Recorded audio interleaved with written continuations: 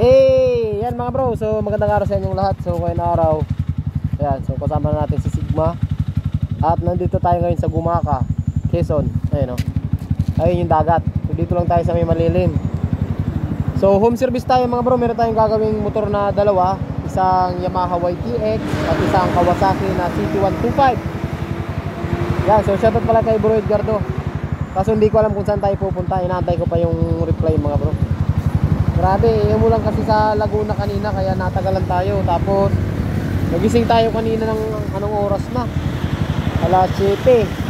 Kasi umuwi ako kagabi mga bro na alas 3. Kasi may tinapos din ako. Tapos sa linggo mga bro, biyahe tayo ng Bicol. So mamaya pagkatapos natin, babalik tayo ng Laguna ulit. Balik tayo ng Laguna ulit. Balik tayo Bumba daw. Balik tayo ng Laguna, tapos sa linggo baka makabiyahe tayo ng Bicol. Okay? So, shoutout pala kay Idol Moto Vlogs at kay Suzuki Binsurf. So, mga tropa natin yung mga brong malulupit. Okay, so update ko na lang kayo mga bro pagka nakuha na natin yung kung saan tayo pupunta. Hindi ko alam nakalimutan ko Sinabi na sa akin yung kaso nakalimutan ko. Grabe ng init Pagkatapos ng ulan, init naman. Yan mga bro, so magandang tanghali sa inyong lahat. Yan, so nakuha na natin yung gagawin natin. So dalawang motor pala ito mga bro. Isang Badja na CT125 at saka isang STX na Yamaha. So ang issue nito, halos magkaparehas. Ito kasi mga bro, hindi na hindi na siya makik. Issue naman to ng mga CT125. Meron nga mga issue ang CT125 na napuputol yung kanyang output shaft. So may nagawa na tayo na naputol yung output shaft. So dito naman pagka-stress, kagaya nito mga bro. Ito kasi mga bro sinasabi ko sa inyo na stress ang motor. Ayan. But stress kasi may tricycle siya. Pagpalagay mong sasakayan ng 3 sa loob, tapos sasakayan ng 2 dito sa likod. So 5 ang karga niya. So stress ang mga piyesa, kaya dapat dito wag niyong papabayaan sa langis yung inyong mga motor kapag yung motor nyo mayroong sidecar kagaya nito. So anong nangyari dito mga bro, hindi na siya makik. Nakikik siya kaso ayun lusot. Bumababa lang siya pero lusot na. So issue pa naman ito yung sa may clutch niya, or tingnan muna natin yung lining. Wala lang tayo mga bro taga-video. Pero ang kakalasin natin dito yung ating yung footrest na yan, ibababa natin yan. Tapos ito sa may side, tatanggalin lang natin to para makita natin yung lining. Tapos yung isa, ganun din yan, STX. So napatambak na lang din. Hindi na rin siya makik. Ito hindi na rin makik. Parehas yung sakit ng dalawa na ito. So mamaya update ko kayo mga bro. Yan pag kinikik, wala na. Ito may push start naman kaso lubat din. Ilang na to bro, hindi nagagamit bro.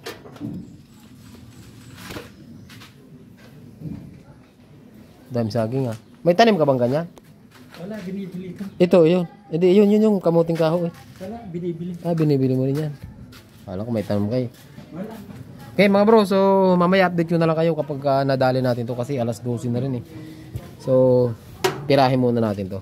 Makatirahin pa ng iba to So siya nga pala, ngayong araw ay nandito tayo ngayon sa Gumaka, Quezon. So galing tayo ng Santa Rosa, Laguna, medyo malayo-layo din. Pero lagi naman tayo nadaan dito pagka-uwi tayo ng Bicol Anong barangay ulit bro? Bagong Buhay. Bagong Buhay, yan. Barangay Bagong Buhay, Gumaka, Quezon. Ito mga bro, so update tayo So pinahirapan tayo ng ito. Ito yung nag-fittings nito mga bro, grabe. Paulit-ulit na dinugtungan yung mga bolt tapos pininturahan, kaya nahirapan tayo magkalas, pero nakalas na po natin yan. So dito sa CT125 kailangan yung kalasin yung footrest, bago mahugot nyo yung clutch nya. Tapos sa clutch, so sabi ko nga sa inyo mga bro, malimit na issue nito is ito yung clutch wheel. Ubos yan mga bro. Ito sa totoo may malalim-lalim na ang tama nito talaga. Tapos ito pati yung hub ganun din durog yan mga bro. Di ba? Ubos yan. Ngayon, wala naman yata tayong mabibilihan nito dyan bro, no? Ha? Wala. Ah, May mabibilihan kaya nito dyan kung sakali. mga magkano kaya? Libo rin to. Pero tayo mo kaya na natin. Ha? Possible kasing 50-50 na laban na natin dito kung binalik natin. Kasi malalim na limbro eh. Oh. Mga magkano kaya?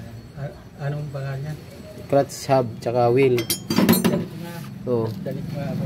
Ito pa mga bro. So linisan muna natin yan. Halos kamukha naman ng 135 ang itsura oh. Kamukha siya. Yung timing chain, yung pump, yung kicker lang may spring siya dito. Return spring kasi sa 135 nandun sa dulo. So balitaan ko kay mga bro, linisan muna natin yan. Linisan ko muna para maganda naman, para malinis naman yung pagkakabit natin. Kasi malayo-layo pa tayo, nasa Quezon tayo ngayon mga bro. So mamaya update ko ulit kayo kung ano yung mangyayari dito. So first time pala ito mabunot. So itong motor ay 2017 model. So pwede na rin siyang palitan talaga. So umusok daw to eh. Umusok daw yung clutch nito eh. Halata naman na nasunugan talaga ng clutch. Okay, so update ko kayo mga bro. Kasi meron pa tayong isa nakatiwangwang pa doon, nakatambay. So sana matapos natin. Ayan mga bro, so update ulit tayo. Ayan, so kakatapos lang natin maglinis. Yan, ito yung inaayawan ko dito. Ito yung pinakamahirap na parte kapag gumagawa ng makina is yung paglilinis. Yan, tapos buti naman mga bro, nakabili si bro. Mura pala dito sa Gumaka ang ganitong mga pyesa. Napakadami daw, meron daw shop dito na kumpleto lahat. Kahit anong pyesa mo hanapin. Ito kasi mga bro, yung mga ganitong pyesa, hindi mo talaga siya mabibili kung maliit na shop. No? Kung maliit na shop, hindi ka basta makakabili nitong clutch hub. Tapos, mura pa. Itong dalawa nito, 600 lang. Yan. Yung clutch wheel at saka yung clutch hub, 600 yung dalawa. Pwede na, 'di ba? Palitan na 'to mga bro. Kita niyo naman kasi itong kanina kasi baka pagka kinabit natin, magka-problema lang ulit. Kita niyo naman 'yan, oh.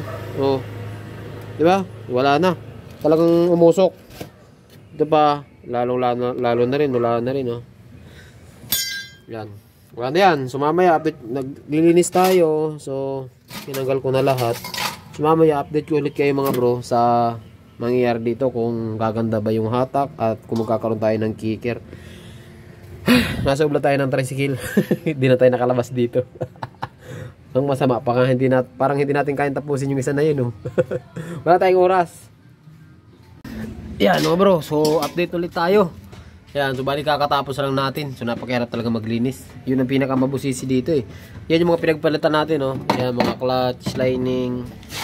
Yung ating itong dalawang clutch na to, yung clutch hub at saka yung clutch wheel. Ayan, oh.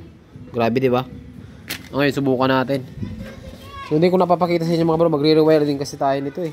Kasi sobrang gulo ng pagka-wiring sa no, kagaya niyan. So yung may-ari si bro, pinabili ko siya ng terminal lugs. Kasi mga bro, lagi ko naman sinasabi sa inyo, ano, ang starter motor, kailangan niya ng mataas na voltahe tsaka amperahe para siya mapa-start. Hindi nyo ba napapansin lahat ng may starter motor, makatataba yung mga wire? Pansinin nyo, yung may mga starter motor na mga motor, maliban yung mga walang starter kasi okay lang kung payat yung wire. Kung mapapansin nyo, dun sa may mga starter motor, matataba talaga yung stock na wire. Ito yun. Ayan o, ang taba niya, no. Ngayon, ikinabit ito. Ito. Ayan o. Dinugtungan, kinabitan ng ganito. So, napakanipis pa ng wire. Ayan o, ang nipis ng wire. Ngayon, tuwing magpo-push start kayo, iinit po yan. So, possible yan mag-cause ng sunog. So, ngayon, pinabili ko si bro ng terminal lugs. So, ikabit naman natin dito. Ayan. So, tandaan nyo mga bro, ano, yung pag-wiring ay madali lang kung iisipin. Huwag lang kayong kabit ng kabit. So, isipin nyo yung safety ng ginagawa nyo. Baka kasi masunog. Tapos, minsan, umiinit yan kapag ka-loose connection. Ayan o. So, re-wiring natin to. Tapos, lalagyan natin ng ilaw dun na dalawang puti. Lalagyan natin ng ilaw. Tapos, ito, subukan natin ayusin kasi ano, laglag yung mga number. Lahat ng number na laglag. So, ngayon, nawala na tayo ah. Subukan natin kasi kung mapapansin nyo kanina, hindi na siya nakikik. Ito, nakikik na to mga bro. Ano? Ayan o. Tigas na. O, di ba? Kada kick mo, talagang kapit. Ayan. So, subukan natin panda rin. Ayan, naka-on na siya. So, testing. So, one kick lang. Kasi kung lusot yan, hindi natin yan makikik. Ulitin natin. Patay. Push start, wala yan oh. Kasi wala tayong ano, wala yung triggering. Ay wala yung main ng ano natin, ng starter relay. Papunta ng starter motor kaya hindi siya magi-start. So kick natin. Oh, smooth na smooth. Ganun lang mga bro. Basic na basic lang. Nakarating pa tayo ng gumaka pagpapalit ng lining. Pero actually troubleshooting na ginamit ng ginawa natin. Pero grabe mga bro kasi murang-mura yung mga pyesa dito. May dala-dala pa ako ng lining. Mahal yung bili ko ng lining. May 800 yung bili ko ng lining. Dito pala may mura. Ayan. So, yun lang mga bro. So, update ulit kayo mamaya dito. Kung kakayanin natin kasi mag-5 na eh. Mag-5 na. Grabe, sawa-sawa ako dito murang pagkain. Grabe, may hiro pa kami ulam dito. Tilapia yan. Meron pa kami saging. Baka saging yarn. Antayin ko lang si bro mga bro.